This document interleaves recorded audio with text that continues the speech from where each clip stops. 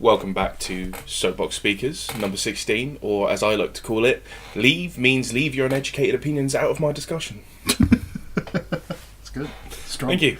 I thought so. So, revoke Article 50 petition. Isn't it glorious? Oh, it's at 5.5 million at the moment. I mean, We probably need to background history this, even though everybody probably already knows. So, in the UK, we have a petition website that the government set up, specifically to hear the will of the people in regards to what they should discuss. And somebody put up a petition saying, revoke Article 50 and remain in the EU because you all suck. It's not what they wrote. They wrote it much more politely than that, but that's essentially what they were saying. And it was up on Wednesday. it's been up for a while. Has it? Yeah, it only really gained traction on Wednesday. Oh, it's been up for a while, but it gained traction on Wednesday, and it went from around 200k votes to Monday, today, where it has 5.5 million. To which an MP sarcastically commented upon it and said, well, when it reaches 17.4 million, then we'll care.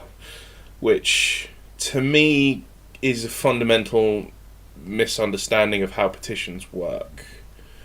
Like, Go on. well, for every one person that signs a petition, that represents far more than that one person.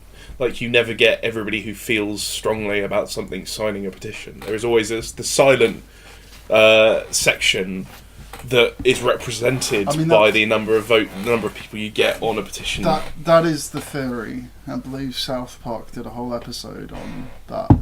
Where it's like one complaint about something that happens on TV actually represents like 1 million people. And they do that, or like 10,000, and then they did that joke of where like they received like 100 million complaints, which is greater than the population of America. No, population of America is like 260 million. And then they calculated so there was something that happened on US TV in the South Park universe. Because it was like 10,000, it's like, that's 10 billion complaints! That means we offended 10 billion people. I see. Well, I'm not saying one person on petition represents 1 million people. No, I know. I think it's much less than that and very hard to define, but it is nonetheless. There is always going to be a percentage of people that are represented by the petition that aren't on the petition. I would say that the petition quite explicitly has some guidelines for thresholds the petition needs to reach for it to have an effect. Yeah, but they all end at 100,000. I know, I completely agree. So, which is all the more reason I find the discussion of like, well, it's not 17.4 irrelevant. It's like, that isn't the point, is it? You still have to debate it in Parliament. However, Theresa May has flatly gone out and said they will consider it for debate. None of it is none of it is legally binding, just like the first referendum. Oh, filthy! Drop that shit. But I'll be honest, like, I don't know if you can hear it in my voice, but like, I'm just really fucking fatigued about talking about Brexit. I mean, yeah, when you suggested it as a subject, I was kind of like, nah. Yeah. I mean, like, I've got to mention it because it's just to reiterate, it's going to be a shit show. Well, even if we remain, it's going to be a shit show. Yeah, I completely agree. If we crash out, it's going to be an amazing shit show. Best comment I've heard about the People's Vote March, which had millions of people on the march. Up to a lot of people, enough to flood London. Aye. And yeah, that is the noise of me pouring some fizzy water. I do apologise for that. The best quote I've heard about it is, well, at least now most of Europe's going to know we're not all complete wankers. Oh, yeah. What? Oh, regarding the march, okay. Yeah. Like, they're not all bad. Yeah, there's a couple million of them out there who aren't, bigoted idiots. Yeah, I mean, also to be fair, whenever like the conversation goes towards like the Iraq War and the massive protests that went against that, like that is my. Sorry, I just need to break character for a second and just point out that when I said, not all of us are bigoted idiots, that is not me saying that everybody who voted Leave is a bigoted idiot. No. Just to be clear. So don't Don't take it personally. Just that every bigoted idiot. But if you are voted taking Brexit. but if you are taking it personally, then you're probably a bigoted idiot. So there we go. Ooh, I don't know. no. Like, Oh, he's a chess player, is this one? He's just set up a beautiful fork. A beautiful fork in a game that no one's playing. Lovely little chess joke there for the aficionados of the great game.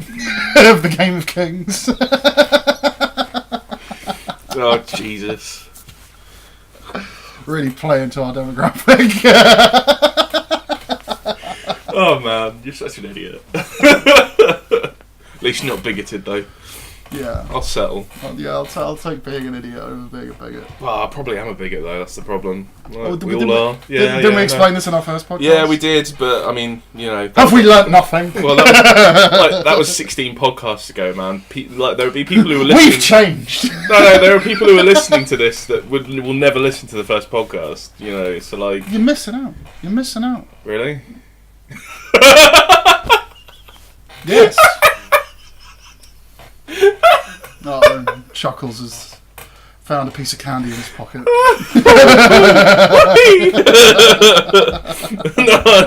it was just like, that was my immediate response. It wasn't even like, I was just like, will they really miss out if they don't listen to the first one? Like, Well, if they listened to this, they probably would, yeah. If you're enjoying this, you're missing out, but, like, I don't really feel egotistical enough to say that, like, what we're doing is just, like, you know, media gold or anything, but... No, I think we've legitimately got the pulse of, on, like, you know, the heartbeat of the UK. You feel like you've got... I just think I just think we're yet to be discovered. I think that's what's going on. You feel like you and me... Yeah. Two...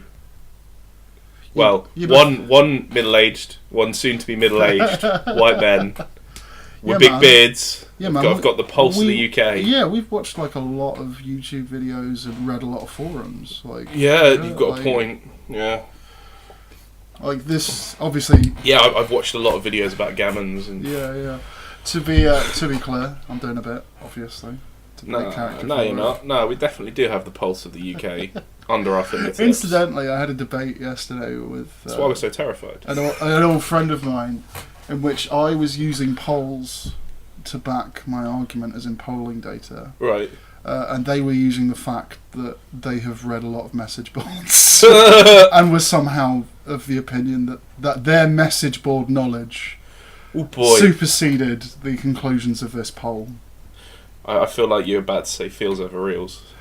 Well, I mean, that was relevant, but that did come up a lot in... Yeah, I mean, to be fair, I can understand being affected by reading messages on message boards. As can I, but... Because I get affected by that as well, you know. I read a lot of messages of hate and bigotry, and I go, oh, damn, everybody's bigoted, we're all fucked. And then, lo and behold, 5.5 million people go, actually, do you know what?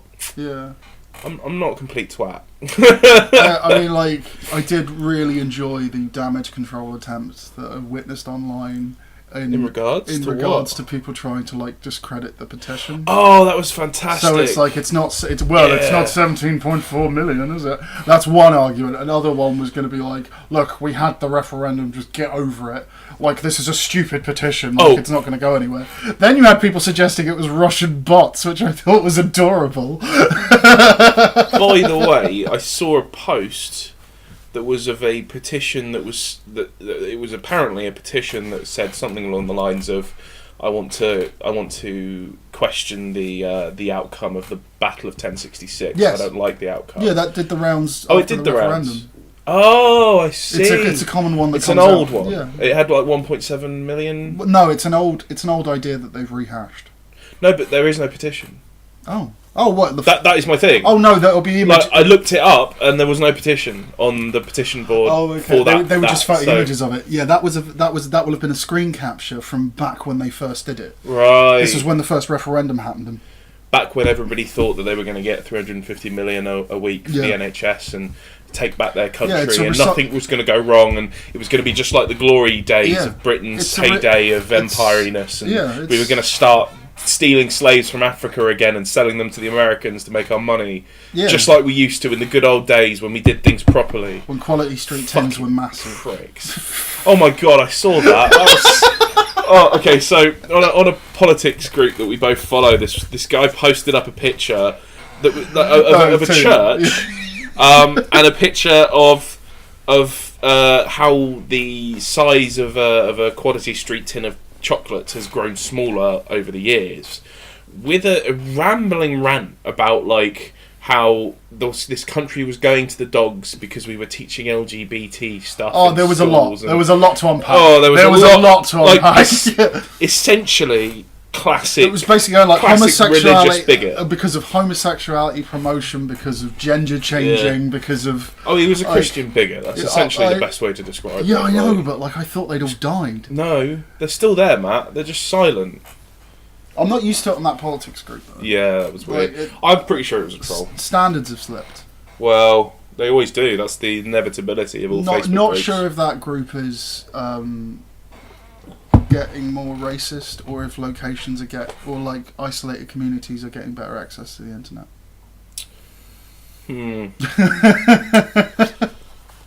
But, I mean, it is inevitably a good thing, because as isolated communities get better access to the internet, they will become less racist.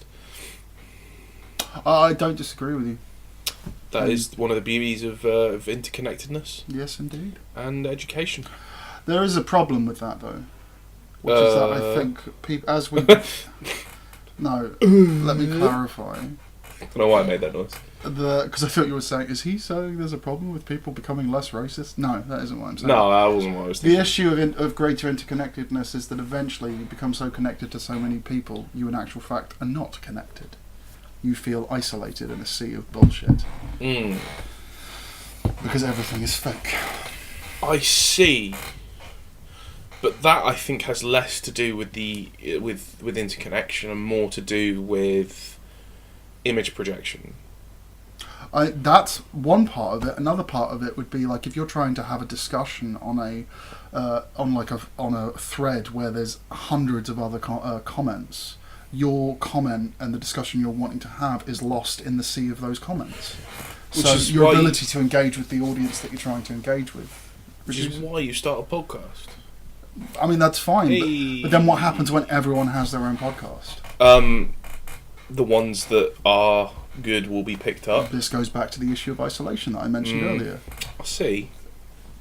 It's just one of those things. Well, then you just need to find a good balance between community and I completely agree. Globality. That's not a word. Your digital community and your social community. Yeah. Because your IRL community. I mean, the way I've dealt with that is just you've got to get to know somebody and recognise that they are or for the most part, intelligent human being before you start taking what they say to heart and analysing it seriously. Yeah, I mean, I understand what you're saying. Yeah. I'm inclined to agree. Because you can't take what everybody says on the internet for fact. Jesus Christ. The amount of times people will just spout shit at you to try and get to you, as opposed to like they're just trying to irk a reaction as opposed to actually trying to help. Well, unfortunately, that also becomes a double-edged sword because there also are times when you make legitimate criticisms, but it gets shot down as being a troll. Right. Because literally in their mind, they cannot conceive of a reality in which what they're saying is wrong. Right. Yeah. Yeah, we had that quite recently, didn't we? With the old. The guy from Plymouth, no names. Oh goodness, yes. Yeah. That was beautiful. That was it was the ISIS bride discussion. So I love how we're just here now, just talking about Facebook conversations. Yeah, fucking man, I don't give a shit. This is what people tune in for, man. Top quality fucking commentary on our own lives. Friends. Yeah, I don't know. Well, we basically started this whole podcast as just we should record us talking because it's entertaining as shit. No, you got a point. Yeah, not to sound big-headed or anything. Yeah, but we are fucking hilarious. At least to ourselves, no one else. Yeah, I mean, that's kind of how I view this whole thing. It's like, I've always got this to look back on. I'm like, that's what was going on then. Look, I'm really looking forward to embarrassing my eventual kids with this. It's just gonna be like, hey, do you want to see what Daddy did when he was younger? Click. Be like, oh God, you're right. That would be amazing. Dad, shut up! We have to sow the fields to all staff next year. Shut up, child. Listen. Shut up, child. After this, we're doing dragon training. Dragons aren't real. Always be prepared for dragons. Yeah. Dad, are you doing a bit? Is this one of those things you called memes?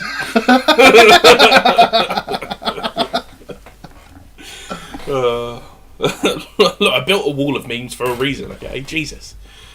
I was just thinking of like a meme preservation campaign where like all the memes kind of get archived and stored in a way. It's already happened. Yeah, it has already happened. There was that stone thing, wasn't it? Yeah. Like, was it Nine Gag? Yeah. Like buried a stone in Mexico, like covered in outdated memes for that time. And like the problem with preserving memes is like they're not meant to be preserved. Yeah. They're meant to be constantly evolving. Yeah. Like. And they won't make sense in a year's time, and that's okay. Yeah, and also none of them are particularly dank memes. They're all pretty safe. Well, they're all pretty shit. Like all memes are shit. Fuck off. Look at the Shaggy memes. They're fucking bullshit. Yes, because Shaggy memes represent all memes. How dare you? Well, yeah, good point. No, name a good meme. The fucking dog meme with the the weird looking dog, the cute like which Japanese one? breed of dog, right? Like where. Oh, I'm trying to. Because I'm thinking of like the angry wolf. I can now think of no memes. Yeah, exactly. That's the whole point. That is my whole point. Like memes are not meant to be remembered. They're meant to be looked at, laughed at, forgotten. The one where it's like much wow, and the dog's like. Oh, the many wow dog. Many wow dog. Right. Okay. Yeah, that's a shit meme. Like okay. I enjoy it, but it's not good. Our meme about the St. George flag. Yeah, but we made that. It's going to be great. Yeah, but what you said, Jake, was all memes are shit. Right, you've won this argument. Damn you for using my own ego against me. I knew that's how I'd win it. Oh, it's cold. Such a chess player I am. Look at that fork I'd set up. Yeah, I'm reusing. Oh my god! I'm reusing that reference. Yeah, because it's the only one you know. What? I'm implying that that's all you know about chess, even though that's not true, because I know you're much better at chess. Literally, as you said that, I was like, what other maneuvers, what other stratagems do I know in chess? None. Really? Yeah, sorry, none that I know the name of, anyway. I know the jump over 4 pieces at once. Oh wait, that's checkers, my bad. King me. Oh yeah, checkers. I've been watching American Gods. Yes. Picked up a bit actually. Like okay, so like I've read the book by Neil Gaiman, and the book is really good.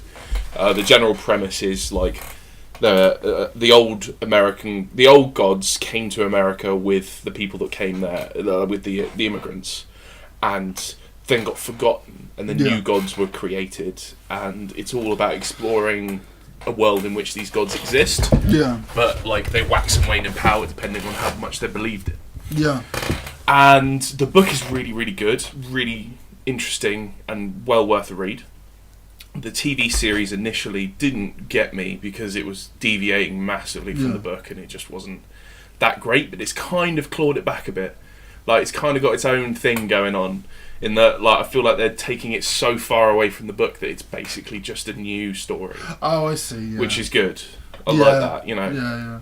And some of the characters, the way they've portrayed them, I think is fantastic. Yeah. Others, shit. There are some I really like. Like, I really fucking love Anubis. Anubis is so they nailed him. Cool. Like, I'm upset that they introduced him in the way that they did, because in the book he gets a much better introduction in regards to... Which one? Oh, yeah. It's the one where he visits a woman. Yeah, in the TV series, he visits a woman who's died. Yeah. And that's how you're introduced to him. Whereas in the book, he essentially, like... you get straight to where you see him in a more as an Undertaker, and it's quite a nice little like you know he comes across as an Undertaker before you know that he's Anubis. You know, and that's really nice. And I've just spoiled it for everyone, but it's a really minor spoiler. Also, like there's another god that he lives with. Yes, I don't know who that is. Yeah. I still don't know. Like, which again, I like as a concept. I just like the idea that gods would come live together and just do this shit. Yeah, but they all do that. It's brilliant. Yeah. But yeah, no, the checkers. And Anubis just because like there's always going to be death. I'm still not 100% sure Like, because the first god that they go and see is the guy with the hammer. Yes. Which god is that? Because it's not Thor. Is it not what was the craftsman for Thor and Odin? I forget his name. You see, I'm not sure about that either, because because in season 2, in the first episode, there's a bit where you see them all as they are as gods, and Odin's like big grey beard, but he is dressed in like a 1920s suit. Oh, interesting. And so I'm really interested and wondering whether or not, because essentially when he's like, aren't you worried about getting cancer when you smoke, and he goes, I am cancer.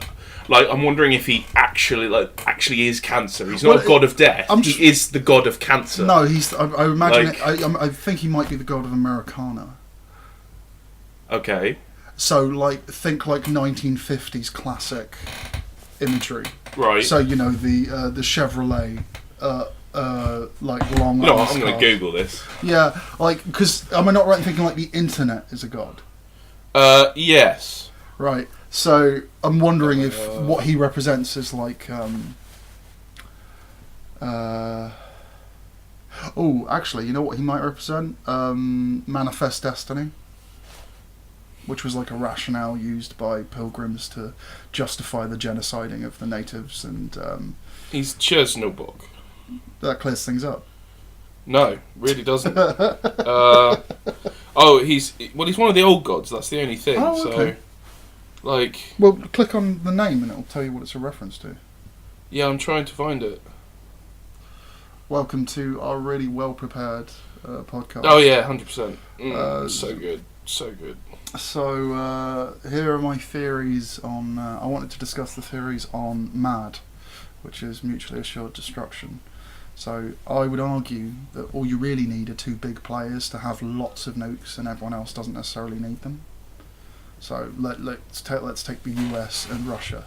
If everyone else just disarms, Russia and the US just keep each other in check. So if one of them launches, the other guy will. So there we go. No one else needs nukes. We don't need to fund Trident. Job's a good one. Oh, okay. Interesting. That's my theory. Oh my god, this is like so much information and it's just not telling me what I want to know. And I just threw that out there because I thought it might fill time, but have I got anything else? Nah, fuck it. I can't be bothered to like Slavic. He's Slavic, so something from around there. Who fucking knows? Jesus Christ, I feel a little bit uneducated now. Oh well. Yeah, do you reckon it's like Russian folklore? That would be quite cool. Oh man, if he was like a Soviet, like, or like Babushka's like. No, like Defender. Well, you see, this is the thing, because the 3 sisters that he lives with, he lives with the 3 sisters, that guy. and one of them watches the sky so that the bear doesn't come down and destroy the world. Yeah, and I don't know what that's in reference to. I initially thought it was some sort of like part of Slavic folklore or something. No, like Odin, so part of that folklore, and so I assumed they were all part of that. Yeah, he's definitely not Thor though, and I was like, which part is he? But then when I saw him in the suit in the TV series, I was like, hang on, is he just like something like a more modern god? So the guy I thought you were referring to was the gunsmith. Oh no, I'm not referring to him. Right. No, he's Vulcan. He's the god of volcanoes or something like that, isn't he? He's god of war, and he wasn't in the book. Oh yeah, he was not god of war. Was he not? No. Vulcan? In Greek mythology, I'm pretty sure he was. Yeah. Oh, okay. And then in the Romans, it was Mars. Ah, I see. Fair. Anyway, yes. Now we've talked about our friends on Facebook, and we've talked about what we're watching. Well, you have. Yeah. Dickhead. Should we talk about something important? Not that I really have much important to talk about. Because it's all still a shit show. Nothing's really changed. Trump. Wait, before report. You do this, there's something that occurred to me that I really feel I need to address. Right. This is not an apology on my part, but when I realised it in my head, I did freak out a little bit. Oh, okay. What did you do? At the end of our last podcast, I kind of made like this pseudo white power rant and then kind of joked and backtracked. Right. And then a week later, the incident in New Zealand occurred. Oh. Yeah, it's just one of those things that, as it occurred to me, I was like, oh damn. And the guy is a memer. Like, the guy who carried it out is just a full-blown neo-Nazi memer. Sorry, not neo-Nazi, white supremacist memer. Well, you've just fucked it, haven't you? Because we had a discussion about the fact that we weren't going to talk about it. So, good job.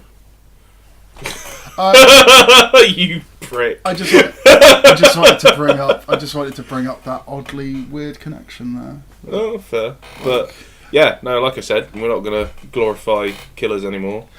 Ignoring the terrorist attack for a moment, a much larger discussion has been had, right, which is to do with, like, there's a narrative occurring. I've noticed this particularly on the politics debate group that we're on.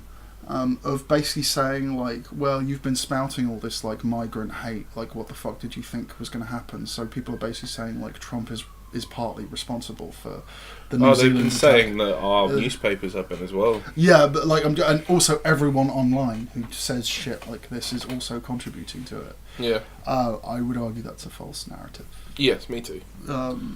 That's not fair. Yeah. I mean, like, by all means, call out newspapers for being racist pricks, but, like, they're not responsible for his decisions. No. And to make that connection, and like, is a worrying one to make, because then, for example, Matt's rant last podcast could then be held accountable. Yeah, could somehow be said as spreading that. Yeah, no, I completely agree. The other thing, again, not explicitly regarding the terrorist attack, but New Zealand's response, the Prime Minister's response. What was it? In solidarity, she addressed Parliament wearing a hijab, which I actually kind of think was a fucking ballsy move on her part, and said that she was going to take steps to very rapidly criminalise assault rifles, such as the ones that this guy was using. So they had, like, these things have no purpose other than if you're into shooting at a range with a pseudo assault rifle. Yeah. They're not like fully automatic assault rifles, but they're as close as. Yeah. As fast as you can pull the trigger. They have no function other than to shoot people. Yeah. Or like speed shooting. Like, there's a lot of sports that have evolved around specifically those firearms, as if to say, well, it's also a sport. Yeah. But a lot of that has come out of the US, and it's them trying to justify protecting this class of firearm. Anyway, so that was New Zealand's response, and what I'm really enjoying at the moment is a lot of massive gun nuts in the US losing their shit over New Zealand's response and trying to do damage control on it, basically saying, like, we don't need to have this larger discussion about American gun control. Jesus. Fucking pricks. Like, because I loves my gun. Loves my gun. Yeah, I love my gun enough to kill children. Apparently so. Yeah. Doesn't matter as long as it's not theirs. Yeah, and in all honesty, I think even in the case where they were to lose a child by, like, an accidental firearm discharge, or they accidentally shot their kid, I'd still think they'd be blinded enough to still be massive pro-gun nuts. Who knows? Like, I'm like sorry, that is a hell of a fucking. I know it's a hell of a fucking claim, but yeah. It is a hell of a claim. Yeah, because based on nothing. No. Look, I'm sorry. If you're like the kind of guy who bullies your son to the point where your son doesn't feel like a man unless he's served in the army, and you lose your son, these people do not give a shit. They do not grieve that they bullied their child into doing that. Right. They feel that their son died for their country. Okay. And in actual fact, probably see it as something to, like, brag about down the bar. Right, so no. These people. Yeah, people like who are that. These people. Yeah, I think that's a very dangerous narrative to take. That's fine. Like that's still what I think. Yes, and that's bigoted. Yes, I'm bigoted against gun nut, army glorifying bullies.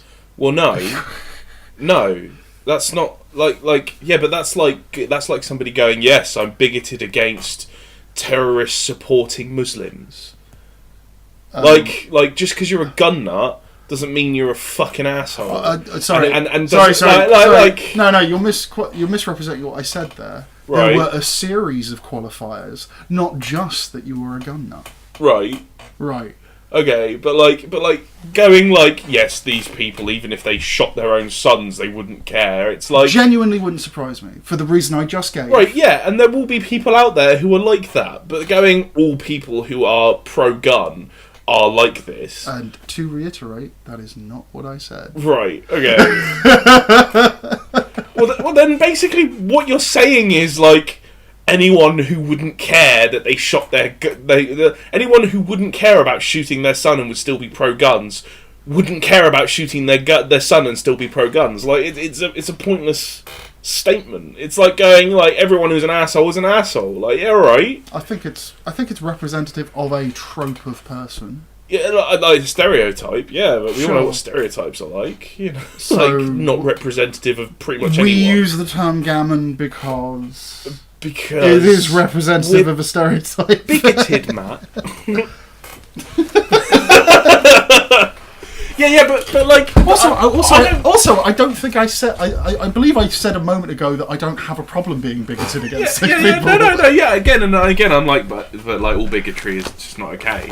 I don't know. But again, I don't know. I draw the line at shut up purple for a second, people. I shut draw up the for a line at second. purple people. No, shut up for a second. like, yeah, but that's like me going. If you're purple, but fuck then you off. could say like, oh, yeah, but, like a gammon could lose their job to it because of Brexit and fail to get the proper kind of treatment in the NHS because there wouldn't be enough nurses, and he still wouldn't care about, like, he still would be pro-leave. And it's like, well, yeah, some of them will be like that, but saying that, like, all of them are like that is not fair, because I bet a lot of them So will are have you a massive putting that wake-up claim call. on me?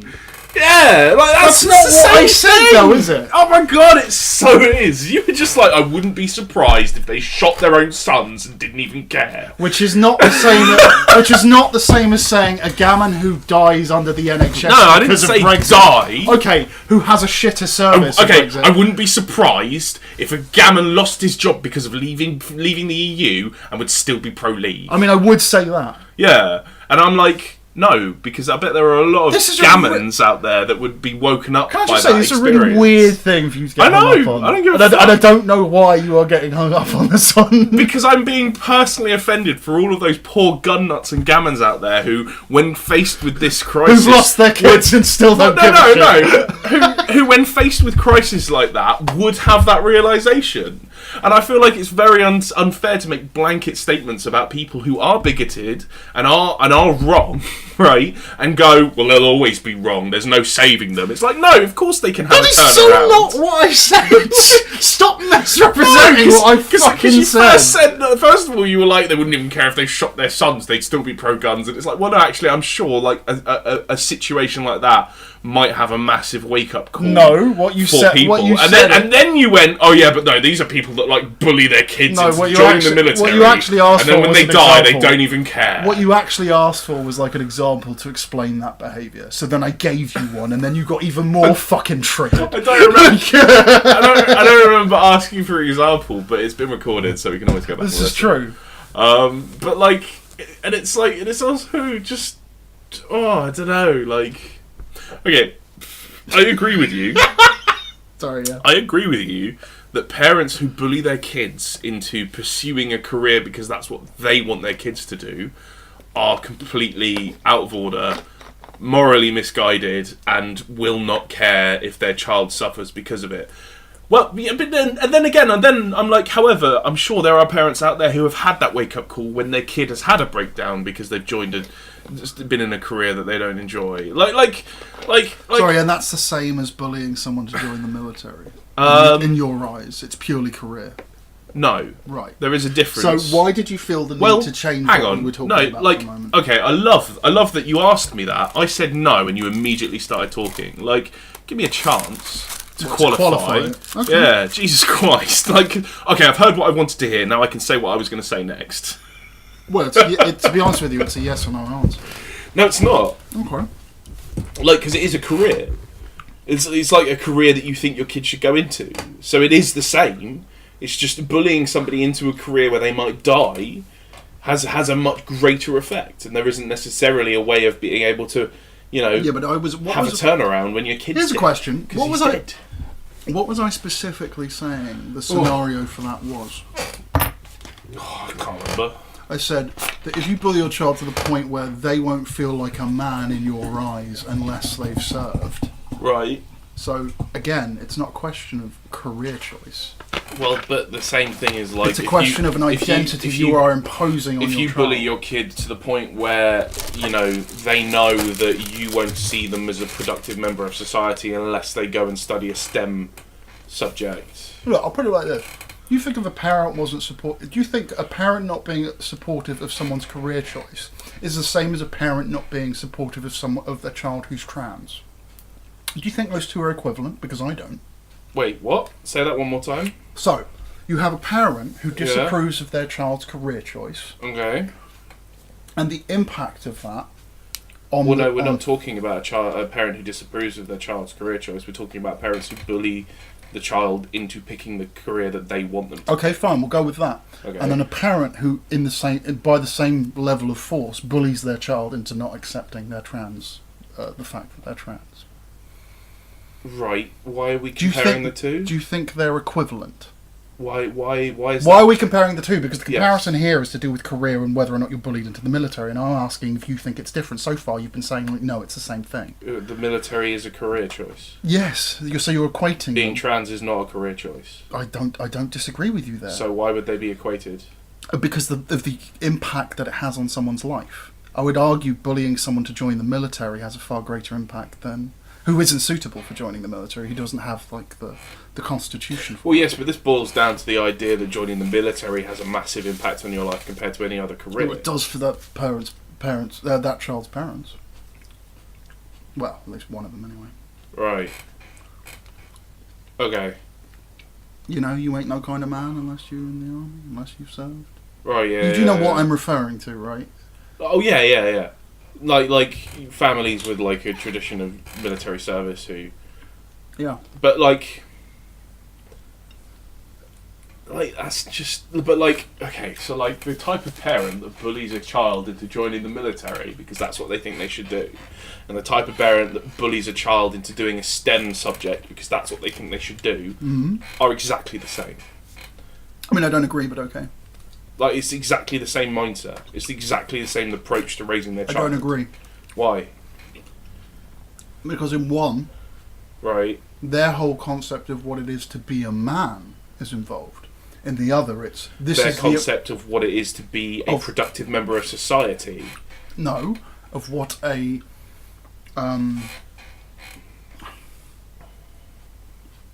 high status career is. Okay. I guess. But, like, at the same time... No. Like, they're both still choosing what they think their child should do in order to be the thing that they should be. I mean, I love how you're just refusing to acknowledge the difference here, and it just doubles. No, I'm aware of the difference. I just think it's insignificant. Okay, I don't. I mean, the only significant difference is, like, in the military you can die quite easily. Yeah. And that is the significant difference. And far from being mourned, will be celebrated because he died a hero for his country. Okay, yeah. And fuck it, why not? If you're that far in, you may as well at least get a celebration. Oh my god. So you completely missed my point entirely then. No, I didn't. I was just deliberately being facetious. Alright. Let's talk about the military. I am pro-military. I think we should expand our military forces massively. Okay. As in, like, because we cut them back massively, and I feel like we should reinstate, build our personnel back up to where they were, and increase beyond that. And I think we should get rid of our nuclear programs. Do you mind if I ask to what end? Giving people jobs, giving people purpose. But are they? Are their focus? Are these new soldiers? Are they there for the defence of the realm, or are they there to, go abroad and do shit? Well, the problem with democracy is that it's entirely dependent on who's in power at the time. No. Yeah.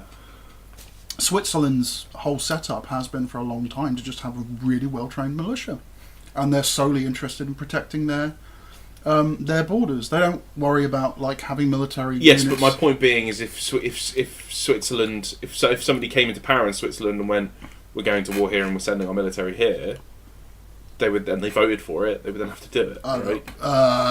Kind of, not exactly. But most of that is how democracy works. If you'd let me finish. Okay. Switzerland tends to make most of its decisions via referenda. Like its entire political system is set up to allow the entire population to vote on an issue.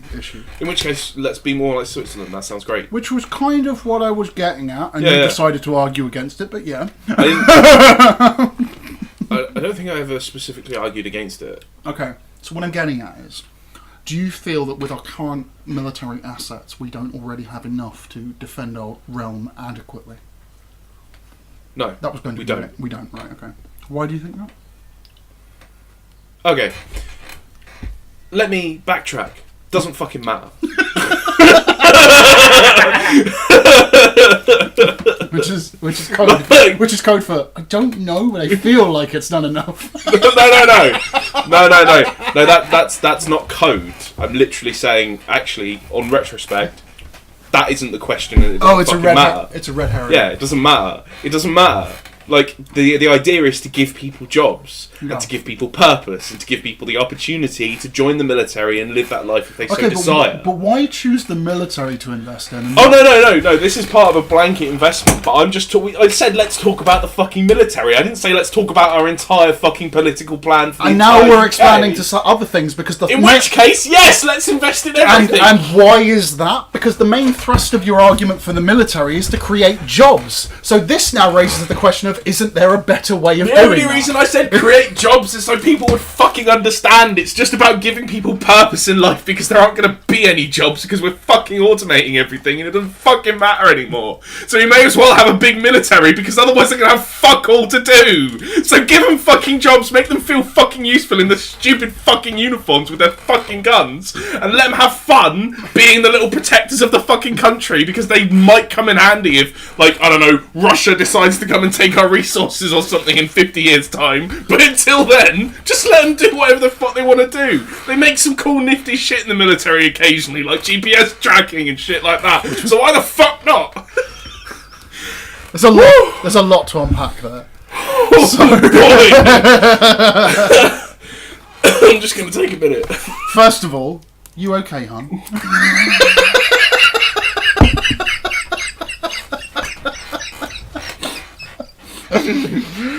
And yes, I waited until you started drinking before I asked that.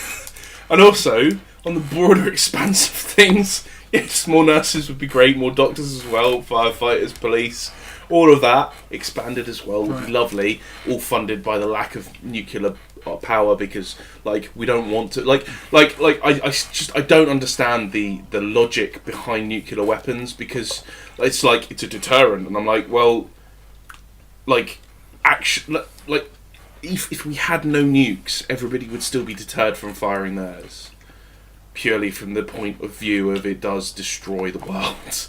Like it does make the world uninhabitable. Because if you're the only one with nukes, you're in control of how many get fired. No, well, yeah, but there's several countries with nukes that are now. Yeah. So why do we still need nukes? Well, for the reasons given, like you need to have enough in play to guarantee the destruction of the world, in order for no one to use them. Right. That's the rationale. Yeah, and it's stupid.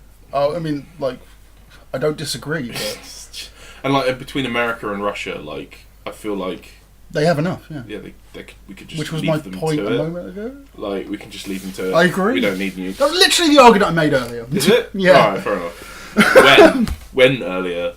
While you were looking up the fucking god and what his backstory was, I was filling time and literally said that. Really? Yes. Holy shit. Because I was looking at my phone, so I wasn't listening to what you said, because, you know, I I was busy looking. Clearly you were, because your subconscious has decided to just spit it back out. No, we started talking about the military, and that's always been tied into my ideas as how our military should go. So I feel like that's just a really weird coincidence. Just to be blunt, I think your position on the military is a little bit retarded, given that we've explored it somewhat in depth. But here's my 2 cents. I'm all for some form of national service, which can take the form of you training as a soldier, as a squaddie, or you work as a nurse or orderly in a hospital, which is what they do in Germany and South Korea, or you work in the emergency services sector. So you might work as an operator in a call in 999, or you might work on other ancillary support roles within all the. Oh, right. So you want to bring back the idea of national service? Yeah. So once you hit 18, unless you're going to university or higher education, you do 2 years of national service, which will give you some skills. All right. You can tie all the apprenticeship programs into that, and if you decide that you want a trade job, that will stand you in good stead because you'll have had experience in that kind of environment potentially. Or if you want to go into nursing, again, that's a springboard. All right. And also you can use that as an assessment thing, so people who are managing that can assess people who show real good potential and recommend. People who want to stay in the military? They can do that as well. So we can expand our military. Well, if they can do that if they meet the requirements. Right. Okay. And if they're needed. Okay. But I'm not quite sure I get the question. It was just a case of you can. Oh no, but no, because as you decided to distill the point of your argument down to, right? You decided, I'll remind you, was it's about creating jobs, and I can think of far better ways to create jobs than just expanding the military. No, but I literally just said I only said that in order to make people understand what I was saying. But it's not about creating jobs; it's about giving people purpose, because there aren't going to be any jobs. There are better ways of giving people purpose. Okay, not for some. I don't think. I don't disagree with you. But we're talking about cost benefit here, which is how the government works. Because we have finite tax resources. Well, then maybe we should go to a resource-based society, where we have finite resources and have to make effective choices. A resource-based economy works on the assumption that you are perfectly utilising in the most efficient way what you are creating. Okay. So, not what you're suggesting. All right. Alright, fine. Fucking hell. Jesus Christ. Jesus fucking wept. Oh. Jesus wept, man. God. But those are my thoughts on the military. This is a dodgy podcast we're making here. Why is this a dodgy podcast? I don't know. I feel like it's off point. It's not as focused, but I think there's nuggets in there. There's nuggets in there, and the journey to each one of those nuggets, I think, is kind of funny. All right. Yeah. In that we're kind of snapping at each other, getting angry. But just to break character for a moment, no, we're having a great time. Yeah. Yeah, we are. I'm enjoying myself. I'm having so much fun right now. I'm having so much fun right now. With my guns and my dead son. He's a hero. He died for his country. He's finally a man. Oh, yeah, it's pretty bad. But yeah, no, people like that are fucking assholes. I don't disagree. There was that guy, I'm sure we talked about it on the previous podcast, the guy who got his girlfriend to shoot him with a 50 cal pistol, and he held a Bible in front of him thinking that would stop the bullet, and so he died, and she got, it's not funny, but he died, she got charged with manslaughter, and she was pregnant, and this was all for views on YouTube. The mind boggles. Right? Honey, we need more views on our YouTube channel. Shoot me with the 50 cal. You think he would have done a test, right? Yeah. So got a Bible and shot that. No, I literally think he just saw it on a film or something and went, "I want to do that." I know, I get that. That's fine, but still check if it would stop the bullet. Oh, Matt, come on. If you're the kind of person that's going to shoot themselves with a 50 cal for views on YouTube, do you think you're the kind of person who would check I can think of some scenarios in which I could set some stuff up and shoot 50 cal rounds at it with me behind it. Yeah. Really? For the views, yeah. Really? Oh yeah. Well, I lost a little bit of respect for you. That's fine. I can live with that. Oh no! Oh, big whoop! Like, I guess, like in the vein of like the guy who makes the bulletproof suits shooting himself with a revolver to prove that it works, like, and that's just seen as like dedication to your product, and like, but also that's been means tested to fuck. Yeah, yeah. So. But like he's demonstrating how sure he is of the product he's selling.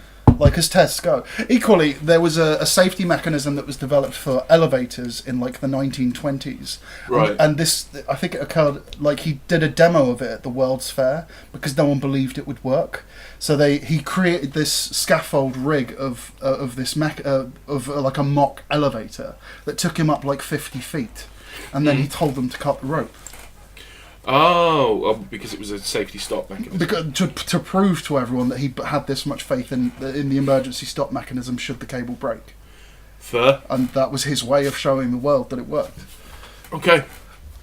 Yeah, no, that I can get behind. And incidentally, the first guy who invented the bulletproof vest, which I believe was a priest, who had the first one was made using silk.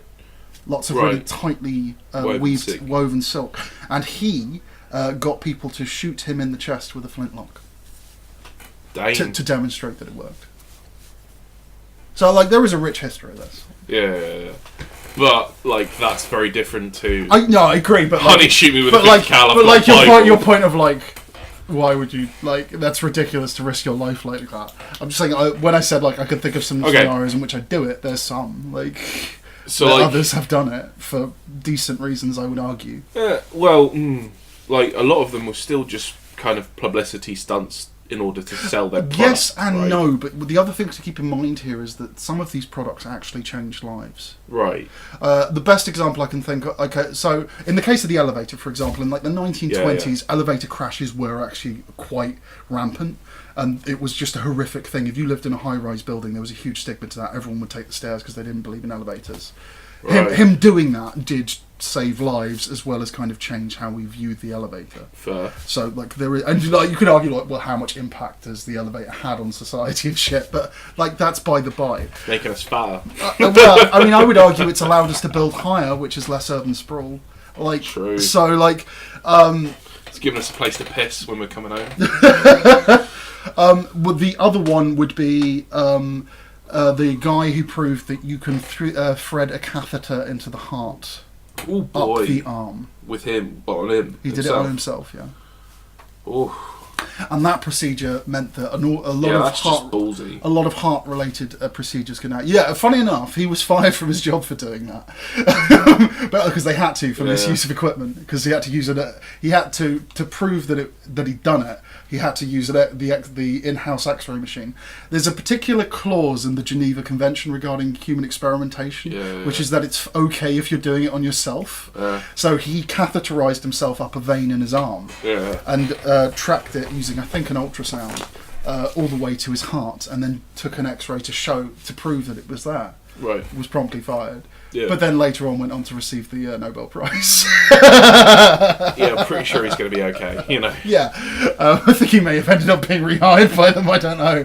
But like, or at least hired by someone else. Procedurally they had to, because of how their contracts were written. But like, there's an example of a procedure that has reduced the risks of certain heart procedures now. That has literally saved lives. Yeah. And he did it by doing a very stupid thing on himself. That on paper was a very stupid thing. Yeah, no, I get you. Okay. And like, you know, the bulletproof vest, I'm sure, has saved countless lives. I don't know if I'd necessarily put it in the same ballpark as this catheter thing. Or no. It's a different thing, but like... Yeah. Like for me, bulletproof vests are like a band-aid on a much larger problem. Like, I mean, in the sense of like, you know, soldiers' lives... It's like, I would say body armour has certainly gone... Yeah, but the much larger problem is we're still having wars. Sorry, for a second there, because the much larger problem, this was the ancillary effect of the fact that the army gets issued body armour now, is that now there's not a lot more amputees in the population. Oh, no. And by the way, that is actually true. I know. As a direct effect of like body armour issued to soldiers. Yes, but that's not what I was saying. I know it wasn't, but for a second I thought it was. You're an asshole. Why would I ever say that? Jesus Christ. I find that amazing. That blows my mind. Like that shows you just how effective it is. It will destroy your limbs. Like this armor can protect. Means that our medical knowledge in the field. Yeah, but that's all about IEDs and grenades. Yeah, and no, shit it like absolutely is. But you can have your arms ripped to shreds and blown off, but still survive. Right. Is that not amazing? Yes. I find that amazing. Also horrific. It's horrific, yeah, but like there's plenty. Like there's a famous. He did great things. Well, terrible, yes, but great. No, first of all, the guy who... Yeah, I know. There is a guy who's like... I was quoting Harry Potter, motherfucker. I was not being serious. I'm just going to look out the window. He's doing it. I'm so excited to share some knowledge. Alright, go on. I'll pretend I didn't say it. Like, no, you've ruined it now. Oh, I'm sorry, man. I'm sorry. He's not sorry. I'm a little bit sorry. A little bit sorry I ruined your fun. I'm not sorry for what I said. That's fair. I'll allow it. Oh, but yeah. No, Henry Rollins talks about that. What? Because he visits hospitals where they treat vets. And he was just like, yeah, you know, the body armour just keeps that all in check, but the limbs just tend to like fly off them. And I was like, ugh, damn. And that again, that's what I find so amazing. It's like, that's how effective that is. It completely preserves your chest cavity, your neck, your face, but you lose this. But you are able to survive it. You're able to get to medical attention quickly enough that all of that gets dealt with. Rather than perfectly protecting it, it just increases the percentages to the point where we have more amputees. But nonetheless, there are still a lot of people out there dying. Statistically speaking, like you're absolutely right. You know, it's not perfect. You know, it's not like my chest will never be hurt again. I am immune to all damage in my torso area. But my limbs are, oh no. They're all crippled, I'll have to take some stim packs. I was going to say, that's got to be a thing in 40k. What? With Imperial Guardsmen, because they've got that chest plate stuff. Probably. I'm just trying to think what they go up against. Like, because if they're going up against other las guns, it's like las burning on the arms really common, but never on the chest. Maybe. I mean, like, it's 40k. So it's hard to figure out what's actually happening because it's all fiction. Anything fucking goes. But, like, who knows? Yeah. I mean, it's the Imperial Guard, so it's probably made out of papier-mâché anyway. My papier-mâché armour with my little torch. Beep, beep, beep, beep, beep, beep, pew, pew, pew, lasers. But, yeah. Yeah, so... What do you think? Think about what? Giving people purpose. Alright, okay. Well, giving people the opportunity to find purpose, I think, is a better way of saying it as opposed to... Don't we have that already? No. In what way do we not have that already? Because everybody is forced into... Like, well, I say everybody. The large percentage of the population is forced into a work-to-survive cycle. And do you think by offering up more military roles that gives them more options? No. Okay. But it's just like, again, one part of the like I wasn't talking you think about the whole of our whole policy plan for the entire of the UK, and I don't think I'm equipped to give that.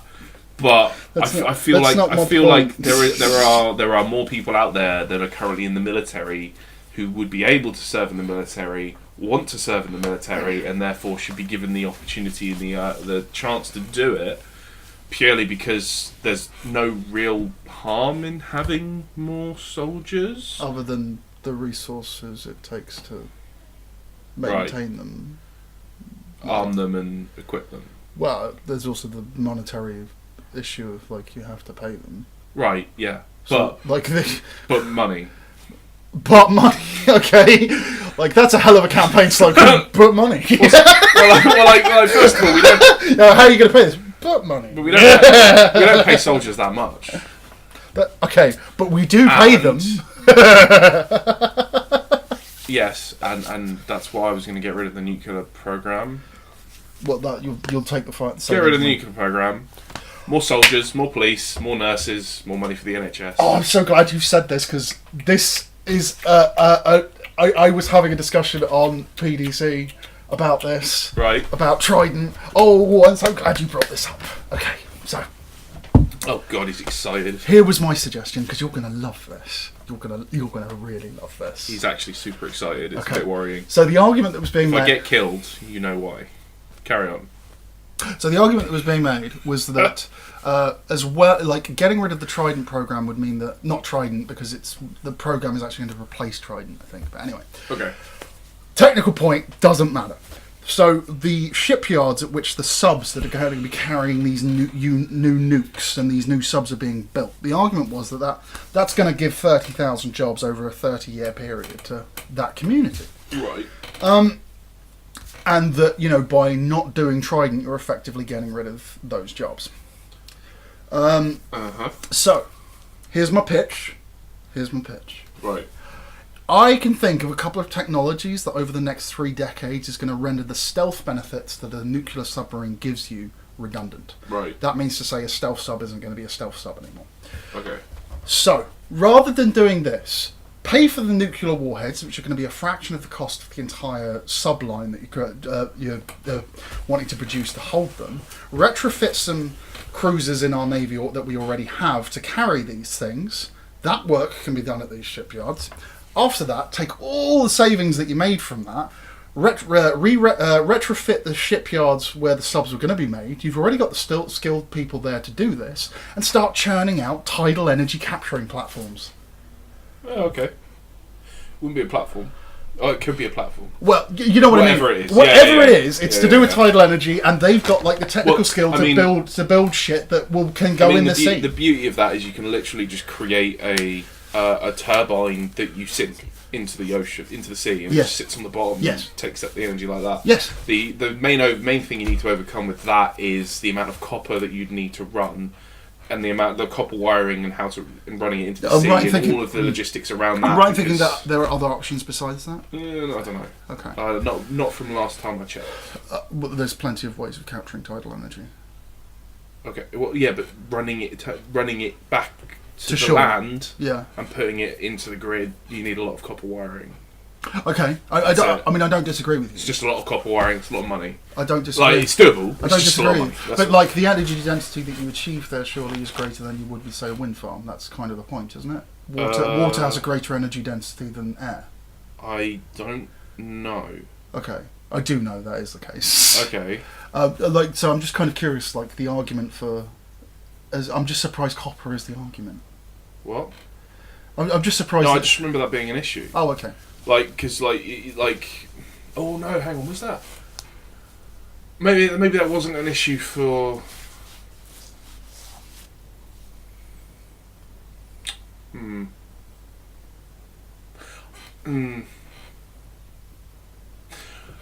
It's been a while since I've looked at it. That's cool. It doesn't. But I can't remember if it was an issue for wave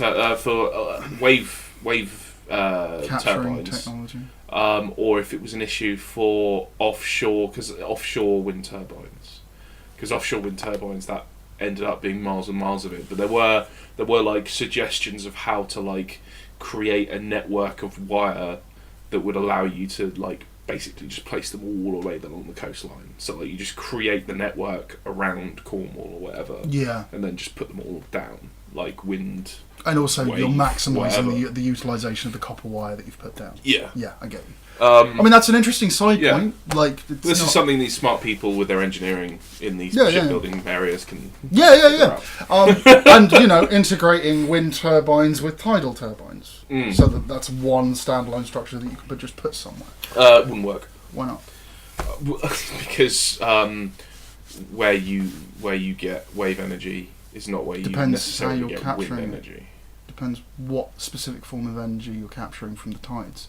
So there's that tidal damming system where it goes into a bay, you block it, wait for the tide to come out, and then you slowly release it. So that's one way you capture tidal energy. Mm-hmm. Another one is directly on surface waves. That's another way you capture tidal energy. Right. Another one is when the sea comes into a bay, it increases the flow rate of that water there to the point where if you put a hydroplane blade in there, you can get it to turn a turbine. Yeah. So it's think of like a wind turbine, but under the sea. Yeah, with that's a blade what I was specific. thinking of. Oh, okay. Yeah, there's loads of tidal options Yeah, when it yeah. comes to tidal power, though. No, I'm aware, but like the ones that you want to utilise are the ones that are going to impact the environment as little as possible. So you don't want to be creating dams and shit like that. I mean, that does create a floodplain that is a type of ecosystem that you potentially want more of. Maybe. But like there are, like I was thinking specifically of underwater turbines that utilise the tidal wave, but are never exposed. But equally, there's ones which are anchored to the seabed and bob within because there's currents within the water. Right. So like there's that as well. So there's a lot of different kind of capturing options. Okay. So like that's why I was kind of when I said maybe it could work. I don't know. Yeah. I'll ask an engineer. Fucking Jesus Christ. I've looked into the engineering of it. I've looked into the engineering. I'm not sure if where you would put a wind turbine is necessarily where you would put with a that. wave I completely don't disagree with you. I completely agree with you. Yeah. For me, it was like just one of those comments where I'm sure there will be places where you could do both. So these shipyards anyway could churn these out. Some will be that, some will be this, some will be this. You can also retrofit them so they're also making offshore wind turbines. Okay. And you're pumping all of the money that you would have made building that. these subs into those jobs, and I'm willing to bet that the first of all the job line that's creating is going to be longer than 3 decades. I'm also willing to bet that because of the growth in that energy sector, you're going to have far more follow-on investment into that as a manufacturing, as a manufactured good, than you are into the investment of new nuclear subs. And also, if you maintain that energy grid, maintain its power as a governmental thing, like if you nationalise it, so that it's producing energy at a base cost, then that will then have a knock-on effect for it will allow French energy companies to sue the British government for revenue loss. I'm not even joking. I know. At which point we can go, fuck off back to France. Yeah. At which point you go, I mean, yeah, but no. Like, I mean, I understand why you're doing this, but fuck off. Yeah. I feel like cause it's like, yes, technically you can do that under our current law system. However, we are the government of this country, and we're doing this, and we're not paying you for that. I think. Or okay, here's the money. Fuck off. I mean, I think there are clauses in the contracts that allow you to terminate them. Yeah. This is one of the issues with the train line companies that run UK trains. Yeah. Because they've bought a license. They don't own the infrastructure. Yeah. They just own the money making potential. Right to use it. Yeah. So, if you could prove that they are not utilising it effectively and not giving the service that was expected, which is probably quite fucking easy to do, you can tell them to jog on. Do you know why the Tories ended the subsidies that were being given for like if you had solar panels on your roof? You've told me this. Coal. Yeah. It was affecting coal generation. The viability of coal plants to be profitable. So they petitioned them. Energy companies got pissy. Yeah. Which is fucking retarded. It is. Christ. Oh, we're having the effect we want to have with it. Let's stop. Oh wait, we're using less coal. Wasn't that the point? Yeah, I mean, I'm being really simplistic in that as a statement. Yeah, I know. There are other issues besides that, but why does a company who relies on coal-generated power not start investing in building companies that create solar panels instead? Like, why do because there's always this idea of like, you know, business provides, and business will evolve, and business will fill the gaps that it needs to fill. But time and time again, businesses fuck with where things are going with, specifically to maintain their current niche, even though things are trying to evolve beyond it. Yeah. In fact, are. And it's just like, no, business doesn't provide. Business stagnates in a lot of ways. I mean, I get what you're saying. The way I would put it is like this. The market will generally provide until what is required is what's known as like an externality that there is no economic advantage to, but there is a real need to do. Yeah. A good example I can think of is the need to get rid of lead in petrol. Economically speaking, there was no reason to do that. In the market perspective, there was no reason to do that, to stop using that as an additive, which is why the government had to step in and legislate. Another one would be the catalytic converter on an engine, which objectively speaking makes your engine less efficient, but it's worth it for the environmental protection it gives. Yeah. So anyway, but like no company, like if it was complete laissez-faire, left up to capitalism and business, they would never have done it. Yeah. Seatbelts. Potentially. I mean, if people cared about seatbelts enough, you could argue that perhaps they would have done it. But like in the case of catalytic converters, no. Yeah. It's fucking crazy. Yeah, but like, I mean, the point there is these are just a couple niche examples where the market would not have delivered. A couple of niche examples that are representative of a much wider set of examples that span the globe that we're not aware of or have just not learned about yet. There sure are plenty of others. I don't disagree with you there. Fucking Jesus Christ! It's all grim. It's all going wrong, Matt. We live in interesting times. Oh boy. Oh jeez. Oh gee Willikers. But I'm pleased I was born in the time where antibiotics existed. True. And infant mortality was a lot lower, as was what's it called? Is it matricide? Where you kill your mother. Oh, right. During childbirth. That's slower as well. Yeah. Yeah. I mean, back in the day. I understand. Back in the day, childbirth was like literally one of the most dangerous thing a person could do. Yeah. Like, well, I don't know. What do you mean you don't know? Apart from invade Russia. No, even then. Yeah. Like, look at it this way: 50% of your population is probably going to do this. Yeah. Unless like they're barren and shit. Like. I mean, if we're talking like the percentage chance that you will die in childbirth and the percentage chance that you will die invading Russia. Based on who's invading and the entirety of their population. I mean, like, invading Russia is a bad idea. Let me think of another one. I don't know, like, invading the Holy Lands. Black Death. Maybe. Calling the king a twat. I don't know, they did have one fool. See what I did there? Oh! Bit of medieval humour there. Boy. But yeah. Because the fool was probably allowed to call the king a twat. But only the fool. Maybe. No, that was literally the point. Oh, right. The only person that would ever be allowed to make fun of the king would be the fool. Oh, that was their protected class. That's kind of what they were there for. They were there to alleviate tension of the king's cockishness, basically. Right. And just to keep everyone a little bit humble. Rather not have that job. Sounds a little bit dangerous. It does, but this is going to sound weird, but like the court jester was the original protected class. Fair. Was the first protected class.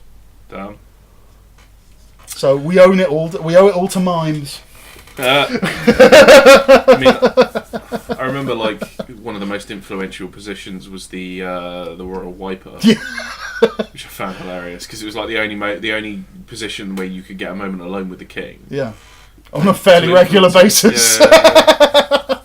Well, I suppose it depends how regular the king was. But.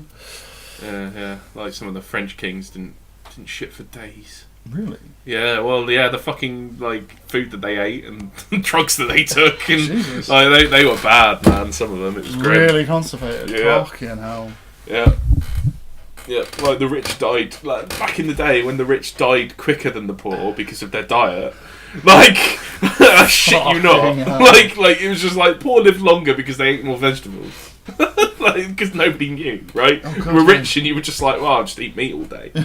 Like eat and Sweet eat food and meat. meat. I'm I never get any thinner. my teeth are falling out. Who cares? I'm fat. I'm dead. Oh God.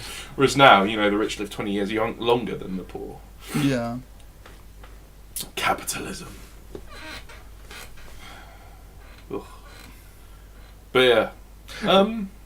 Anything else we want to talk about? I want to discuss the implications of a statistic, which I have yet to confirm if is true. Right. But the discussion of the implications I find quite interesting. Okay. Beyond whether or not it's true or not, I've heard that the money invested in conducting research into how to help sports athletes evade drug tests is greater than all cancer research. Wow. Mm. That is the market delivering. That would be interesting. Yeah. To know.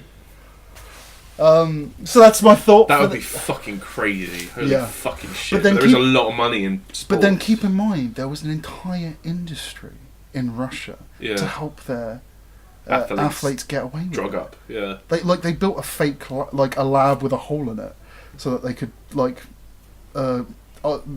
fiddle with the urine samples that were being sent to them. I'm not even joking. Wow. So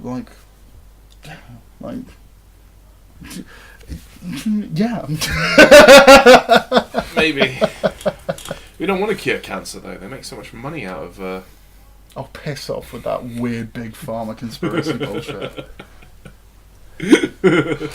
I love it though. Right, chocolate up. Chocolate fuck.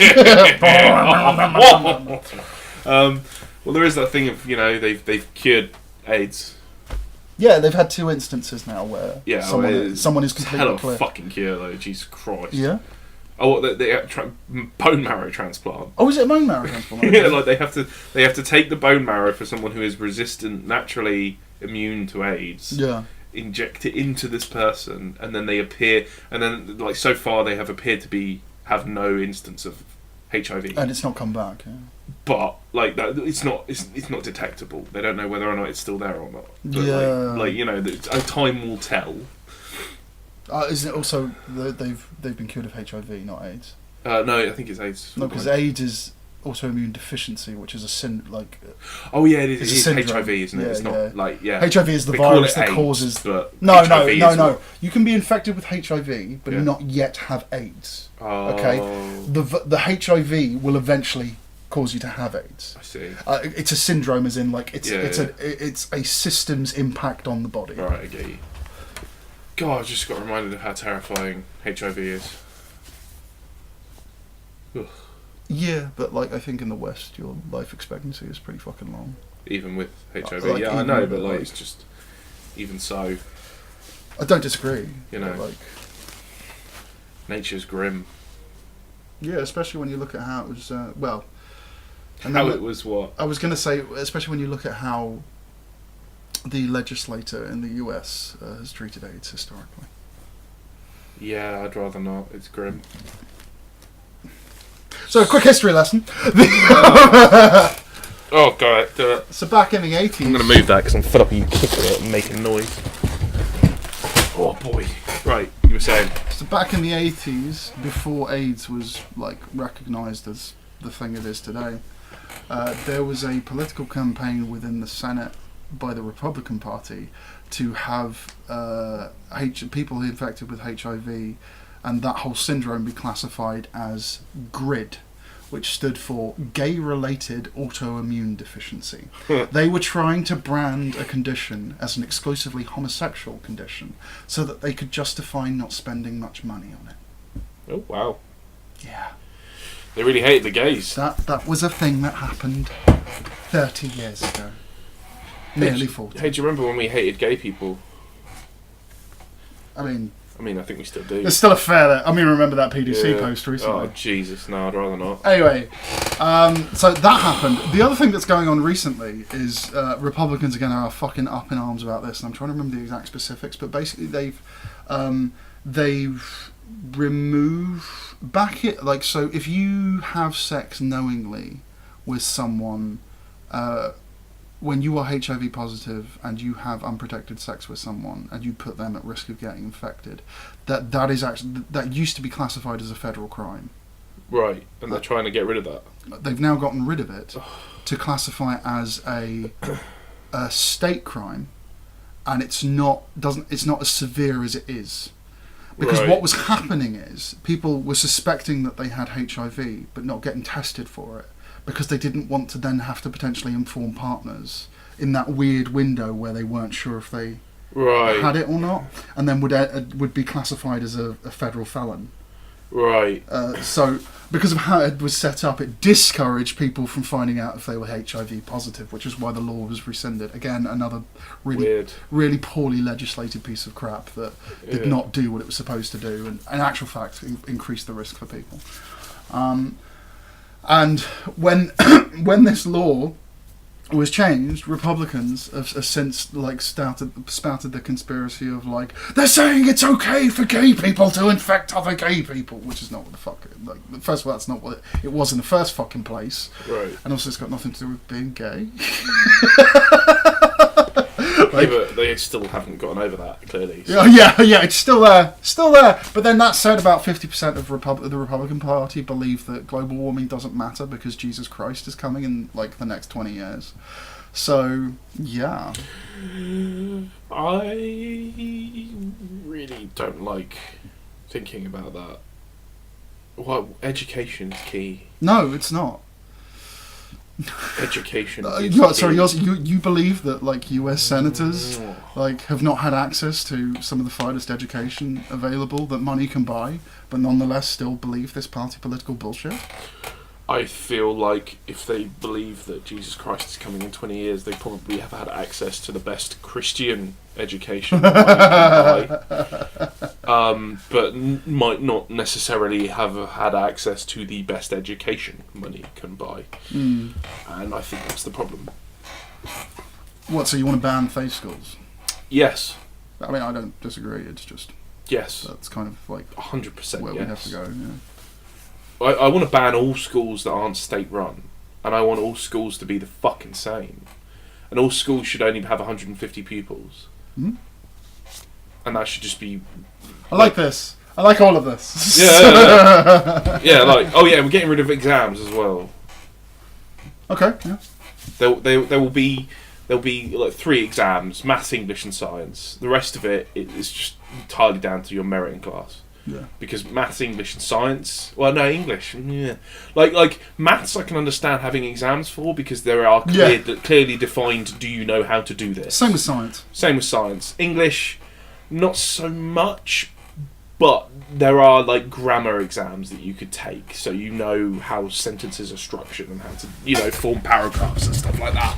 But I wouldn't necessarily be testing people on their ability to, formulate a argument of a book that they've read, because I don't necessarily think that is something that if kids want to do that, if kids want to read books and write about it, then they should be allowed to do that, but there should be much more of a free-form approach to education. Yeah, no, I get what you're saying. You want a more free-form approach to education. Because it works. You're not trying to advocate for specifics here. You're just saying you want more free-form and giving a rough idea of what that would look like. I'm not going to hold you to any of it. What you've described, I agree with in principle. What I was thinking of was other things I can imagine there actually being a test for, and then I was thinking of I wonder what I'd actually add into the curriculum. So things everyone does home economics, baking, and some form of car mechanics. If they want to, yeah. No, as in it's there as in you learn how to change a tyre.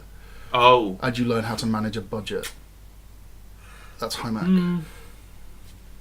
And you learn how to cook. These are basic human life skills that every person needs. No, I get you, and I can see the advantage in that. Yeah. Definitely. Like in regards to learning how taxes work, in regards to learning, you know, how salaries work, how what your national insurance is for, how you opt in and opt out of a pension, what pensions do, things that are going to be pivotal for pretty much everyone. Definitely. Changing a tyre, I'm not so sure on that. The only reason I think it should definitely be an option. Can I explain why I chucked that in there? Yeah, go ahead. Because there's also going to be a little bit of vehicle maintenance in there. The reason I chucked that in there is exposure. Purely for exposure. Yeah, but you see, the exposure is there if you make it available. So like if a kid literally goes, "Hey, teach, I want to learn about cars," then you can go, "All right, sweet. Today we're going to learn about changing a tyre." Anybody who wants to do that, go with that teacher. That is a fair point. Right. Whereas you don't necessarily have to know how to change a tyre in order to survive in life, but it is very useful. And not being funny, like in life, you learn that pretty quickly through necessity as well. Like you just go, well, shit, I broke down and had to wait 4 hours just for AA to come and change my tyre. Do you know what? I don't disagree, but a lot of these activities are there to create a sense of confidence in people, and I think like having these. I think if you give kids the opportunity to learn what they want, they'll pick quite wisely. Yeah, I don't disagree with you. You know. Yeah. And if they don't, then they can always learn later. They can always get a job in the army. Yes. Well, no, actually, I would argue against that. That was me teasing. Yeah, your earlier point, just to be clear, not, I know, insulting the army. God. But if anything, I would like to have more intelligent people and highly educated people in the army. Why? Because... What, you want like a higher proportion of officers to squaddies? Not necessarily. Okay. It's just like, why do you need more intelligent people in the army? I don't know. I feel like we're missing out on warrior poets. I mean...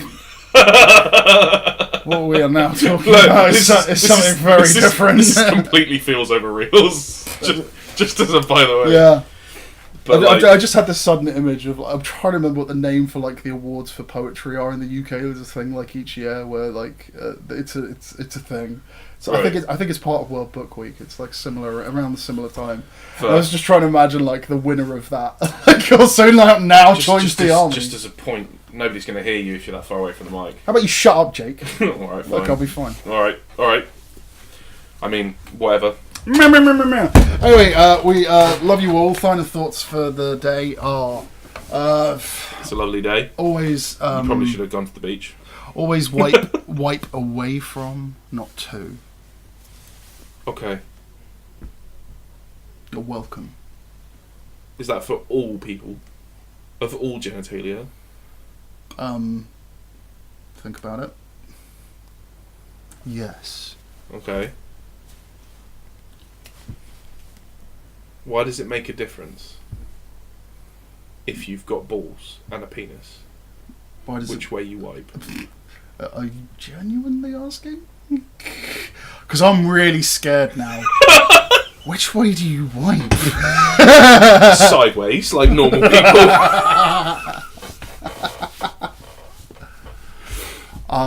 Like you don't want feet. I mean, unless you like having dry balls, like don't like wipe shit anywhere near towards your balls. Obviously. Okay, but how are those balls feeling, Jim? Pretty not dry. So dry. Oh my god. My balls are so dry. Okay, like they feel like this. My point being, like if you're wiping far enough to get to your balls, you might be wiping too much. like that's a hell of a wipe. How long do you think your anus is? No. My question is how runny is your shit to get that far around that you need to wipe up near your balls? Jesus Christ, man. Well, okay. Funny little factoid.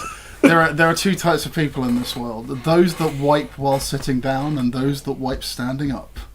And here's the other interesting thing: each side doesn't know the other exists.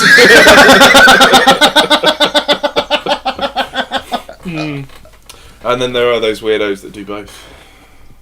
I mean, who gives a shit about those people? Alright, fair enough. I'm those people. I'm one of those. I'm one of those people. Sometimes but I have a royal. No, but like, I don't know why this is a ridiculous thing to be talking about on a podcast we're going to put up on YouTube. But like for a gentleman of large stature, and I don't just mean fat, I mean like built big, right? Like there are some toilets that are not designed for you to fit in them, right? And when there's toilets that are designed for you not to fit in them, you might not necessarily be able to spread your legs wide enough to be able to wipe sitting down. Well, right? I always wipe standing up. So. That's fair enough, but like if you wipe sitting down, but you are in that situation, I mean, then you might have to stand up. How can you feel clean if you don't stand up? That's my feelings on this. You were so German. Fuck you. Germans have bidets, you fucking savage.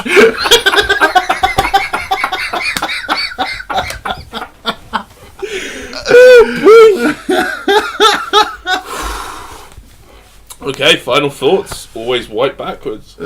Fair play. And also, if you're worried about like that post-Brexit toilet paper shortage, get a bidet.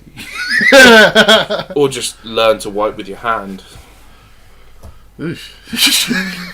What? What? That's Sorry. what. Wash it afterwards. Jesus, I'm not a savage. What? Oh God, like India. Come on, man. I know. I'm just doing a bit. Oh God, Jesus fucking Christ! It's a Yeah, but bit. nobody can see your face. Me being silent, they can hear that. Yeah, all right, fair enough. And you being like, what? What? What's wrong, man? What have I said? Is that what That's I sound like? That's nothing like what you said. I was deliberately being hyperbolic. Is that not obvious? Yeah, it was, but I felt the need to do that anyway because we do that quite often. We do. In fact, you do that quite often to me. Was that what I sound like? Yes. Okay, final thoughts. Sign the revoke Article 50 petition. Mm-hmm. And then let's never speak of this again. And we'll be down at the Winchester and we'll wait there until it all blows over. Yes. Speaking of that, there was a funny Hot Fuzz meme I saw, which was like, Theresa May's a shit president. And then it was like, what about David Cameron? Yeah, of course. What about Gordon Brown? Yes, of course. What about Tony Blair? No, really? Of fucking course it was. And it was beautiful. That is beautiful. And yeah, so final thought, Tony Blair. Jeremy Corbyn. Tony Blair was a shit Prime Minister. Indeed. Probably, would you say worse than Theresa May? Worse than Theresa May. Worse than Jeremy Corbyn? I keep wishful thinking there. I wish we could make that comparison. I'm gonna be blunt. Worse than David Cameron? Who was worse, David Cameron or Tony Blair? Or Theresa May or Gordon Brown? The four of them. The issue I have with this is what metric are we using? Purely personal opinion. Well, because you're not going to like what I say. Okay. Tony Blair is the best of them. Oof. Why would I not like that? Because fuck Tony Blair. And fuck Tony Blair. Yeah, but like, I don't know. Osborne, not George Osborne. Gordon Brown. Gordon Brown should have been the best, in my opinion. Yeah. Just because of his background. But no one, he wasn't backed properly. No. By the party. Nobody took him seriously. Yeah. Which was a shame because he but purely on his technical skill and background, he should have actually been the best. Right. Yeah, but this is all down to Theresa May should have been a lot better than she was, given that she was Home Secretary for a long time. Yeah, but she was a pretty shit Home Secretary. Yeah. Whereas George Osborne was a good Chancellor of the Exchequer. This is the thing. Although he did get the shit ripped out of him for selling off the gold supply that we had, but it was like, what other choice did you have? This is the thing. I don't really quite know what the point was. I don't know why people get bent out of shape about it. It's not like the pound is backed by gold sterling anyway. Yeah, because now there's nothing to let us pretend that our money is worth anything, Matt. Now we have to face this. Here's the thing. Debt. Am I wrong in thinking this? I always thought that what guaranteed the value of money was essentially your confidence in the bank issuing it, right? So when the Bank of England issues currency, right, and loans it to like commercial banks. Yeah. What that is backed by is your confidence in the UK economy. Surely. I think the real answer is it's just not backed by anything. Well, no, because money is just your confidence in, like... I can't remember what film we watched, but there was that film where, like, the guy had been paid in dollars of a certain type. It was a Western. Right. And then when he went to use it, some guy came in, he went to some fancy gambling den. It was Tommy Lee Jones was the actor. Went into some fancy gambling joint, right. Like, having just had a suit made for him, and everyone's like... He clearly has no money and doesn't belong here. So a guy comes over and looks at his money. He's like, yeah, the bank is way far west. And last I heard, it recently got burnt down. So it's not really worth anything here. So, like, there is an example of, like, so there were different currencies circulating in the US. All of them the dollar, but all of them backed by different banks that had bought a license to issue currency. And it was what the value of that currency really was your belief that the bank that issued it would be able to pay you. Right. Or would be able to follow through. And I think it's the same with countries now, which is why, like, countries have credit ratings. We used to be a AAA, now we're a AA, I think. Yeah. I mean... Sorry, this is a weird tangent. Still all boils down to me to the idea of it's not backed by anything, really. The productive output of a country. It's GDP. Like, how is that not a backing? Like, I guess I'm looking at... You're looking at it from, like, purely not pragmatic. You're looking at it from purely, like, it's just a bit of paper with a thing on it. No. I'm looking at it from it's just fabricated out of nothing. It's, but it's not. It's purely... It's literally like more money is now numbers in computers than it is actual paper in your hand. So it's not even. It's not even a piece of paper. It's just. Data. I don't disagree with you, but that's inevitable given how fractional reserve banking works. Yeah, exactly. But it's just data, and really what we're all trading is data. Okay, but like every loan issued by the bank, right, is its confidence in the person it's issued the loan to be able to pay it back. Right. So that also boils down to what that bank's confidence is in the economy. So all of these exchanges, the one thing that they are all trading in and relying on is the confidence in the market that they're in. Okay.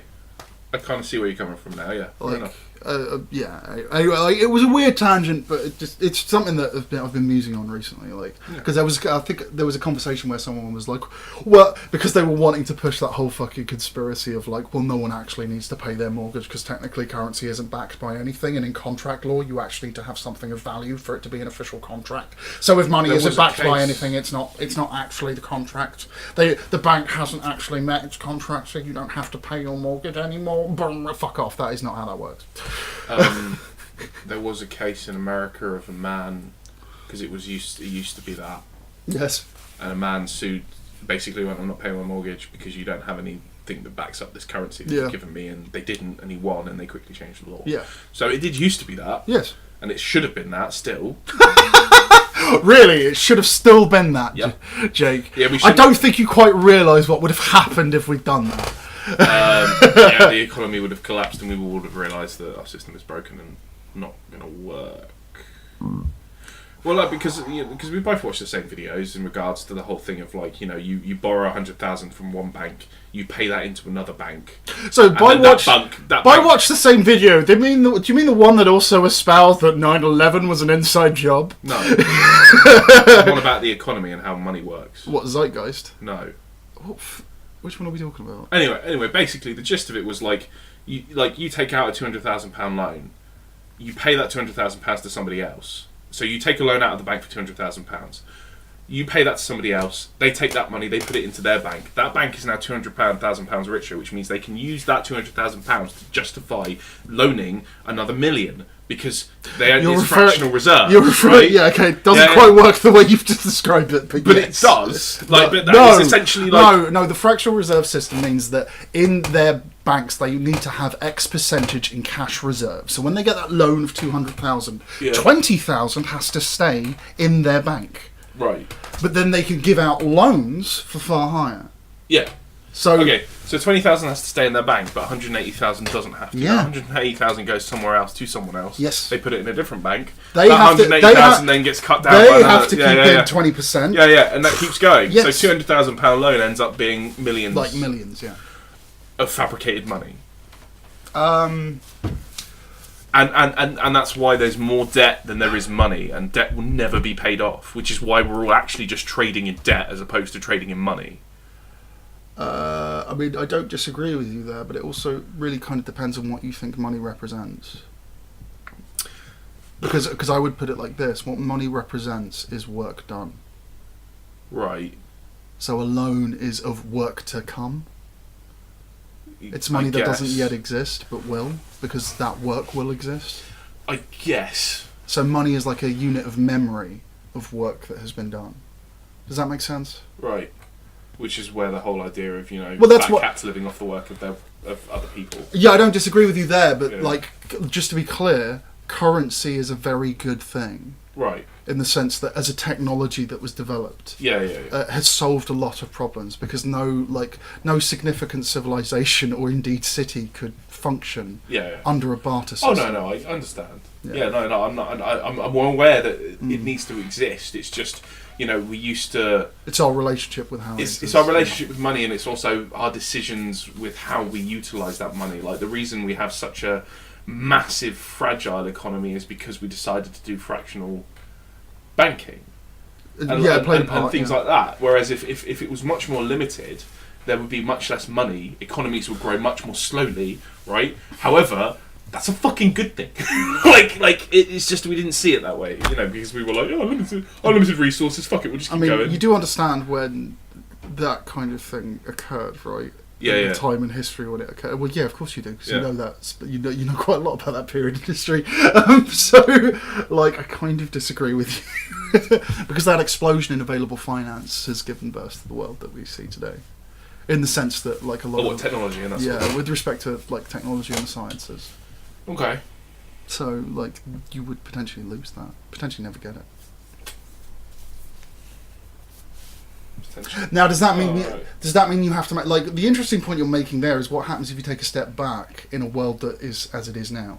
Yeah. That's an interesting point, and I don't know you don't have to keep advancing the system. Why can't you go back to an older method? You've always got to make it look like you're advancing, even if you're taking a step back, though, because otherwise nobody's going to agree with it. 'Cause nobody likes the idea of taking a step back. Yes and no, I suppose. I mean, I get where you're coming from, and yeah, kind of. I mean, yeah, to do what you're suggesting. I mean, I don't even know how you fucking go about it. It would be Because you'd have to write off so much fucking debt. you'd have to write it all off. I don't know. What? Just do a hard reset and then go back to gold reserves, where it's all backed by gold. No, Okay, I'm not sure that would work. right. But What then? I don't know. Why don't we do bitcoins? I bet you if we tried to do it, Bitcoin value would fucking skyrocket. Oh yeah. Yeah. Okay, but if we were going to do a hard reset like that, I would rather hard reset and then have some sort of monetary system that is in place, but it's only in place for socialism is only in place for things that aren't vital. If, in regards to housing and food and that sort of thing, that is just something that is now a right. You get food. You go to the supermarket, you get food, you bring it back. You have a house that is registered to you. I mean, I get where and you're all coming. that sort of thing, I get right? where you're coming and then, from. And then but- money is spent on things like fancy clothes, Well, this goes back to that gourmet universal foods, basic income. going out for You're meals, that sort of thing. You're effectively universal basic income, Yeah. exactly. Except Okay, rather than but just okay, but introducing Okay, but why complicate things by saying you get this much food and you are apportioned this much food? Because what happens if you there's a black market of Well, a universal income would be a good way of sorting that out then, because then it would, you still have a monetary because income. you everything always would still have a because price. I'll put it like this: there's always having a base currency on which all other products are valued against. Yeah. Just makes for a more efficient Yeah, system. alright, do that and, then. Yeah, that's fine. As long as you have a universal income in place, that's fine. Yeah, as long as that universal income means that you can have enough food. And as long as you have enough measures in place that mean that nobody can start earning over ridiculous amounts of money, Like there needs to be a fluctuation in regards to maximal income. But you have a maximum income. There is an income you reach where you are taxed 100%. That's an interesting one. But you'd have to have a massive hard reset for that to happen. Well, you see, the trouble with that as well is, what you're referring, because most countries work under what's known as a progressive tax bracket system. Right. So, let's say you're earning under 10,000 a year, you pay no tax. Between 10 and 20, you pay, let's say, 5% on the new 10,000. It's not on the 20,000. It's on the... Yeah. You're right. So there's no way to achieve 100%. Does that make sense? Well, no, there is. That's exactly what I'm talking about. There's a bracket where you just... you don't get it. So if you own over... You don't get any money! There's no point in earning over that. So like, if you are earning over 200,000 a year, you just don't get that money.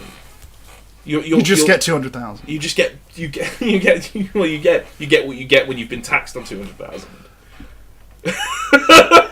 Oh, okay. Right. So there's still the tax brackets. You're still earning 200,000. So you're earning 200,000, taxed 200,000 a year, but everything you've earned over that is just taxed at 100%. So that just goes straight to government. Yeah. So it's like, well, what's the point? And then you're like, exactly.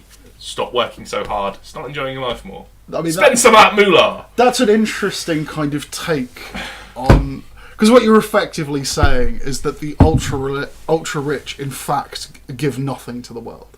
No, they don't. Right. I don't know if that's true. Okay, no. Let me rephrase. The ultra rich give less to the world than a government who would have their resources to be able to utilise to place in place. Oh, that is an interesting point. Way less. I genuinely don't know. It's a bold claim. I like it, but I'm genuinely uncomfortable. I understand you'd lose the Bill Gates who are, trying to eradicate malaria by genetically modifying mosquitoes. It's not even that. You know what I was talking about earlier with regards to externalities that the market can't address using market forces. It's a similar thing. Like there are things that the government will be in place with all of those extra taxes to deal with those externalities. No. Oh, okay. Sorry, the reason I mention it is because it's kind of like this with ultra capitalists, the ultra rich, in that they produce situations within the economy that potentially are very beneficial, but we don't necessarily realise that that only exists because they exist. Right. As a potential externality to the alternative to what. But you don't know what that is. I can't think of one, but that doesn't mean there isn't one there. That's why I'm kind of like. That's why I was phrasing it as it's kind of suggesting that they don't contribute, or what they contribute is so much less than. Where you modified it to say no, what they're contributing is less than what a government that has their resources would be able to contribute. I mean, well, then a different way of doing it would be... No, sorry, let me be clear here. This isn't an argument against it. This is just me exploring. No, I get it. But if that is true, then a way of dealing with that would be, okay, you can earn, it would still be heavy taxing at high brackets. Because, it used to, in the 1950s, it used to be what? In America, it was 91%. I don't know. Tax it was high obscene. Brackets. It was obscene. Well, it was justified. But... it was definitely justified. No, what I mean by obscene was it would be called now obscene. Yeah. But it's obscenely high. Yeah. Yes, it was in the 91. It was great. Yeah. But what you could do is you could go, okay, you can earn as much as you want to in your lifetime, but you are limited in passing on £500,000 in your will, and the rest of it goes back into the circulation in the government. So you don't pass it on. That's okay, but how do stocks and shares work? They don't. Well, you're just getting rid of that. Why not? Fuck it.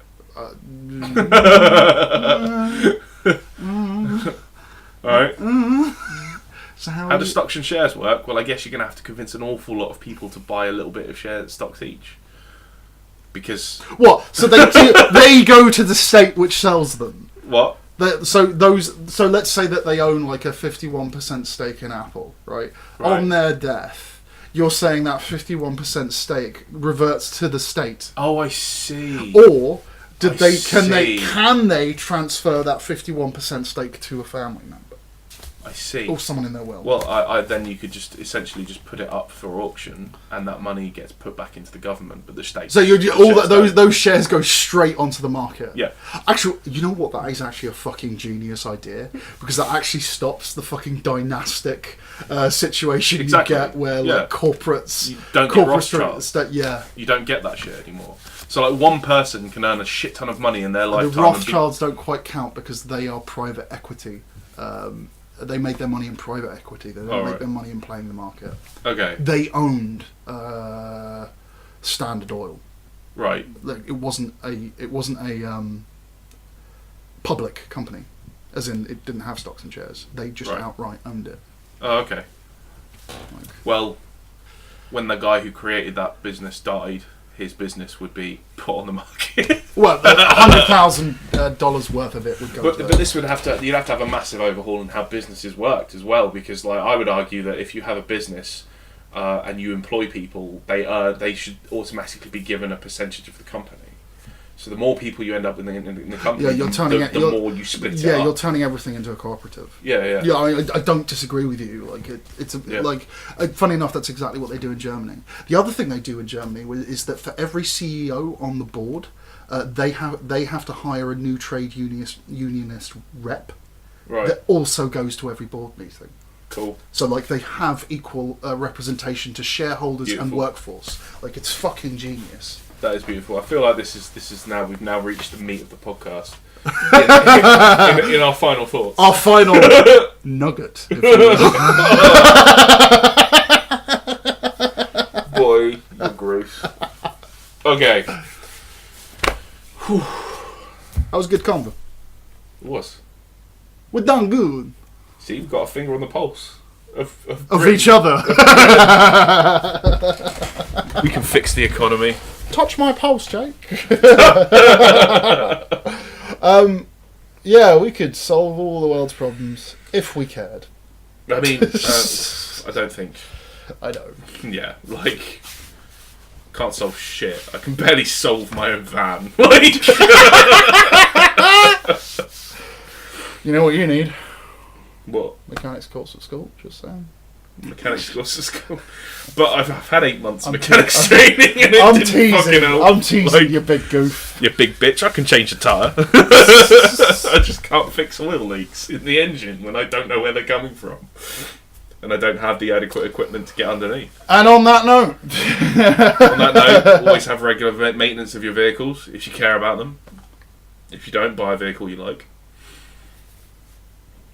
Oh shit. What? Like, final thoughts, but like, I want to talk about like the growing market of people who like essentially just like rent their vehicles for a monthly fee and then after 3 years give them back and trade in for a better one. Yes. I really don't like that. Why? I just don't like it. Okay. I don't like it, there is no like I have no logical basis for it. May I stop you for a moment? Ugh. May I stop you for a moment?